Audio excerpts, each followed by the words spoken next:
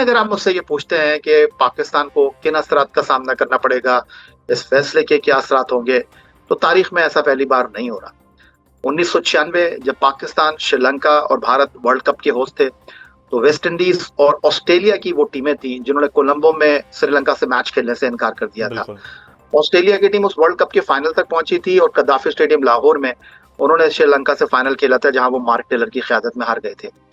2003 world cup जो Kenya, जनूबी Africa और जिम्बाब्वे के दरमियान हुआ, वहां पर न्यूजीलैंड और इंग्लैंड ने जिम्बाब्वे में जाकर खेलने से इनकार कर दिया था। तो अगर तारीख को देखा जाए, फैसलों को देखा जाए, इंटरनेशनल क्रिकेट काउंसिल की हिस्ट्री को देखा जाए, तो पाकिस्तान ने कोई ऐसा फैसला नहीं किया जिसको आप कहें कि हैरान कर दिया है। न ये पाकिस्तान की फतह है, न ये इंटरनेशनल क्रिकेट काउंसिल की शिकस्त है।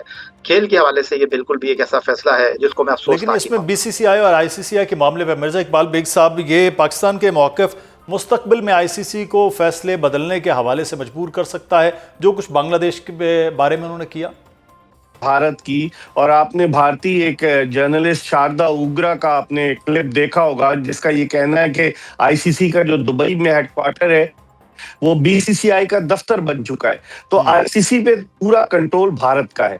और जिस तरह से बांग्लादेश के मामले पर जो वोटिंग हुई, उस वोटिंग में भी 16 में 14 ममालिक ने इस बात के हक में वोट दिया कि जो बांग्लादेश के मैचेस हैं श्रीलंका शिफ्ट नहीं किए जाएं। तो आप इससे अंदाजा लगा सकते हैं कि डोमिनेंस भारत की है। लेकिन जय शाह जो 2 साल के लिए आईसीसी के चेयरमैन बने, क्या वो ताहयात चेयरमैन रहेंगे? एक तो उन्हें वो इतने खुशकिस्मत हैं कि 38 वर्ष की उम्र में वो आईसीसी के सरबराह बन गए, सिर्फ इस वजह से कि भारत डोमिनेट कर रहा है और भारतीय जनता पार्टी का उसके पीछे हाथ है। और जो लोग ये कह रहे हैं वो बिल्कुल सही कह रहे हैं कि सियासत इन्वॉल्व की है भारतीय जनता पार्टी ने। जो बांग्लादेश का मैच जो जिस तरीके से होने जा रहा था और मुस्तफिजुर रहमान को बाहर किया गया, मैं समझता हूँ आईसीसी आइंदा आने वाले दिनों में आप सबकी नजरें जो है वो इंग्लैंड, न्यूजीलैंड और ऑस्ट्रेलिया की तरफ है, खासतौर पर इंग्लैंड और ऑस्ट्रेलिया जिन्होंने काम हुआ। अब आइंदा आने वाले दिनों में क्या और ममालिक इतनी हिम्मत पैदा करेंगे कि वो आईसीसी के फैसलों के खिलाफ आवाज बुलंद करें? यहाँ पाकिस्तान पे कोई सैंक्शन नहीं लगेगी मुदस्सिर, क्योंकि ये हुकूमत पाकिस्तान का फैसला है। जिस तरह याया कह रहे थे कि उनकी हुकूमतों ने इजाजत नहीं दी 96 के वर्ल्ड कप में भी, 2003 के वर्ल्ड कप में भी, फिर उसके बाद 2009 के T20 वर्ल्ड कप में जिम्बाब्वे की टीम नहीं गई थी और उसकी जगह स्कॉटलैंड को लिया गया था। तो मेरे पाकिस्तान को नुकसान नहीं है, नुकसान होगा। लीगल एक्शन लेते हैं, सवाल ये और भारत के मैच से ही इतना कमा लेते हैं कि उन्हें जरूरत नहीं पेश आती, तो क्या वो अदालत में लेकर जाते हैं भारत या आईसीसी को? ये भी $1 मिलियन क्वेश्चन है। ये अब बहरहाल क्योंकि सबसे बड़ा स्पॉन्सरशिप के लिए पाकिस्तान और भारत का मैच ही अहम होता है। लेकिन इसके साथ यही हुसैनी साहब कि आईसीसी जो है आपके इस पाकिस्तान जो है वो मज़ीद सख्त फैसले भी कर सकता है अगले आने वाले वक्त में, और ख़ास तौर पर इस वर्ल्ड कप में पाकिस्तान के ग्रुप में भी मुश्किल हो सकती है मैचेस के हवाले से। वैसे तो बज़ाहिर कमज़ोर टीमें हैं इंडिया और पाकिस्तान के बाद, तो क्या मैचेस के हवाले से भी कोई पाकिस्तान के लिए मुश्किल हो सकती है कि सुपर 8 में भी ना पहुंच पाए हम? देखिए मतलब सर, नेदरलैंड, नामीबिया और यूएसए, अभी थोड़ी देर पहले मैं कद्दाफी स्टेडियम में था, सलमान अली आगा के सामने यही सवाल रखा गया, तो उन्होंने कहा कि वर्ल्ड कप का हर मैच तो इम्पोर्टेंट मैच होता है। मुझे कभी इस बात का उम्मीद है कि पाकिस्तान नीदरलैंड, नामीबिया और यूएसए को डील कर लेगी। हाँ, श्रीलंका का वेदर अगर आड़े आया तो हमारे लिए थोड़ी सी दिक्कत हो सकती है। अदरवाइज भारत का मैच हमारे लिए कोई इतना इंपॉर्टेंट नहीं है रेटिंग के लिए, कमर्शियल वैल्यू के हवाले से तो डेफिनेटली इंटरनेशनल क्रिकेट काउंसिल के लिए इस मैच की बहुत ज्यादा अहमियत है। लेकिन अब इंटरनेशनल क्रिकेट काउंसिल को इस बात को गौर से देखना होगा, क्योंकि माजी में ये हुआ करता था कि हर क्रिकेट बोर्ड को 2 साल की टर्न मिला करती थी। तो पाकिस्तान के लिए अब आने वाला वक्त कैसा होगा, क्योंकि पलड़ा जो है वो बांग्लादेश के खिलाफ भारी रहा था, क्योंकि अब वोट के जरिए इंटरनेशनल क्रिकेट काउंसिल के सरबराह का फैसला होगा। लेकिन बावजूद उसके इंटरनेशनल क्रिकेट काउंसिल पाकिस्तान के बिना अधूरी है, पाकिस्तान के बिना मुकम्मल नहीं है। क्योंकि अगर पाकिस्तान को वो निकाल देते हैं, पाकिस्तान को वो दीवार से लगा देते हैं, तो रेवेन्यू कहां से जनरेट करेंगे? इंडिया पाकिस्तान का मैच $1 मिलियन मैच है, और अगर वो मैच नहीं होगा तो इंटरनेशनल क्रिकेट काउंसिल एक खोखली इमारत है, एक ऐसी कुर्सी होगी जिसकी टांगों को दीमक जो है वो चाट चुकी है। तो इंटरनेशनल क्रिकेट काउंसिल को अब इस चीज को देखना होगा, अब किस तरह उनको चीजों को आगे सही। लेकर चलना है। लेकिन उनकी पीठ में जो इस वक्त खंजर लगा है, ये शायद उन्होंने सोचा नहीं था।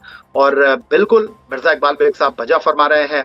96 वर्ल्ड कप की मिसाल आपके सामने है, 2003 वर्ल्ड कप की मिसाल आपके सही। सामने है कि पाकिस्तान ने टेक्निकली नॉकआउट कर दिया है जो इंटरनेशनल आप क्रिकेट नॉकआउट काउंसिल को। और खंजर की बात कर रहे हैं बेग साहब, क्या रेटिंग्स और बिजनेस मॉडल मुतासर होगा पाकिस्तान के इस फैसले के बाद आईसीसी का?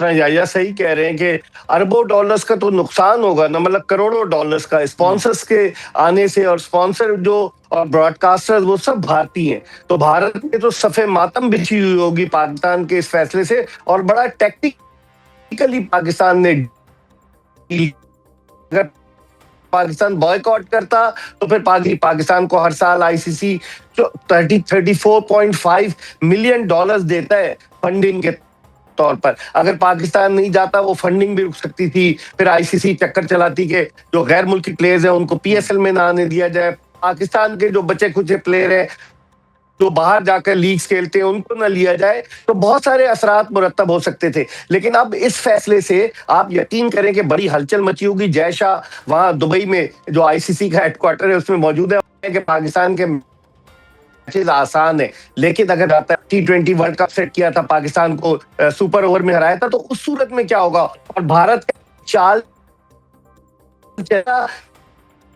सही। कि किसी के साथ मिलकर खेल, मोहब्बत और जंग में हर चीज जायज है। और इस जंग में भारत का जब नुकसान हो रहा है तो वो कोई भी कदम उठा सकता है। सही। तो यही हुसैनी साहब, मैं क्विकली कि अब जो खेल का मैदान है वो अब बड़ी ताकतों का अब सियासी मैदान बन चुका है। आप समझते हैं क्रिकेट जैसा एक जेंटलमैन खेल?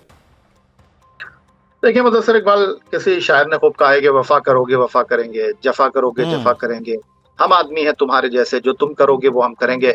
भारत को शायद अंदाजा नहीं था कि पाकिस्तान पलट कर वार कर सकता है। पिछले साल जो कुछ जंग में हमने उनके साथ किया, अभी शायद मेरा ख्याल है वो खुशफहमी से बाहर आए नहीं हैं। अभी तक वो ख्वाब खरगोश के मजे ले रहे हैं। आई थिंक मेरा ख्याल है कि 2025 में एक जख्म हमने उनको दिया था और 2026 में शुरुआत में ही हमने उनको डेंट दे दिया है। आप मुस्तकबिल की बात कर रहे हैं, मैं तो इस टूर्नामेंट की बात कर रहा हूँ कि पाकिस्तान और भारत का अगला टकराव इस टूर्नामेंट में सुपर 8 मरहले में होगा। और वहां मैं आपको बताऊंगे वो सुपर 8 मरहले का जो मैच है, या अगर आप सेमीफाइनल में या फाइनल की बात करते हैं तो फिर सवाल उठेगा कि क्या वहां पर भी हम मना करेंगे? वहां हम देखेंगे, सूरत हाल को मद्देनजर रखकर फैसला करेंगे। हुकूमत पाकिस्तान ने जो इंटरनेशनल क्रिकेट काउंसिल के सियासी असर और रसूख की बात की है, हुकूमत पाकिस्तान ने जो इंटरनेशनल क्रिकेट काउंसिल में बांग्लादेश को दीवार से लगाने की बात की है, दुनिया को वाज़ेह पैगाम दिया है, भाई अगर चलना है तो मिलकर चलना है, अगर रास्ते अलग करने हैं तो फिर रास्ते अलग कर लो, तुम इधर हो हम इधर हैं,